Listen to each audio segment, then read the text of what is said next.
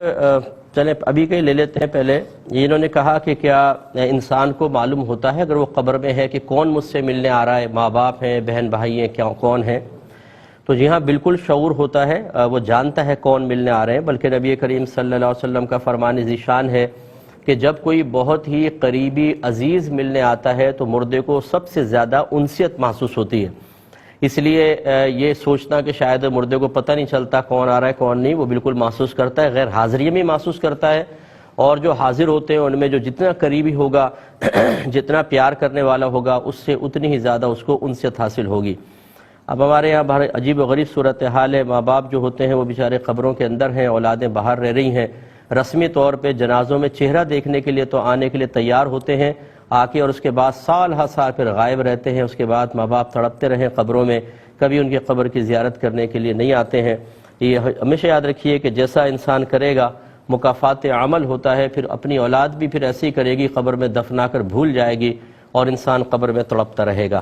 ایسا نہ ہو، ہماری کوئی دعا نہیں ہے خدا نہ خواستہ، لیکن ایک نتیجہ جو میں وہ آپ کو عرض کر رہا ہوں کہ بہت ہی بے حسی کا دور ہے کہ ہم نہ ایصال ثواب کرتے ہیں، نہ ثواب جاریہ، اور نہ قبر پہ آتے ہیں. اگر کوئی باہر سے آتا بھی ہے تو رشتہ داروں سے اتنا ملنا ہوتا ہے کہ قبر پہ جانے کا وقت ہی نہیں ملتا. جب وقت ہی نہیں ملا، بس حتیٰ کہ واپسی کی فلائٹ ہو گئی ہے.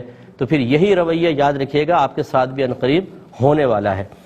ایک یہ کہتے ہیں کہ قبر میں بعض اوقات چونٹے گھستے ہیں، آتے جاتے نظر آتے ہیں، تو کیا ان کو مار سکتے ہیں؟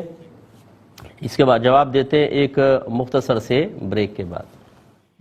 بسم اللہ الرحمن الرحیم. ایک یہ کویسچن تھا کہ قبر میں بعض اوقات چونٹیاں یا چونٹے جاتے آتے نظر آتے ہیں تو کیا ان کو مارنا جائز ہے؟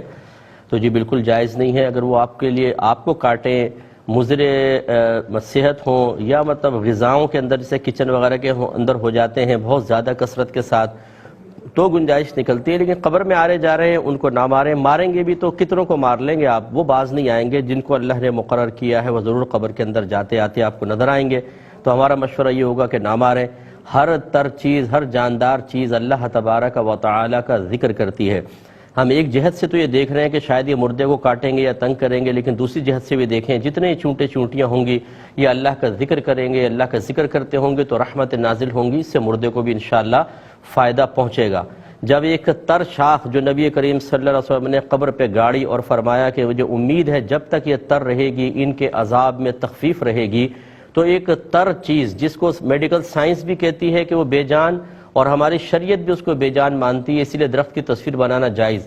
لیکن پھر بھی میرے آقا صلی اللہ علیہ وسلم نے خبر دی کہ وہ شاخ ذکر الہی کرتی ہے تو جاندار چیز تو بدرجہ اولا کرے گی. اس لیے ایک جہت سے دیکھ کر ان کو نقصان نہ دیں، وہ اللہ کا ذکر کریں گے، اس سے انشاءاللہ مردوں کو فائدہ پہنچے گا. ایک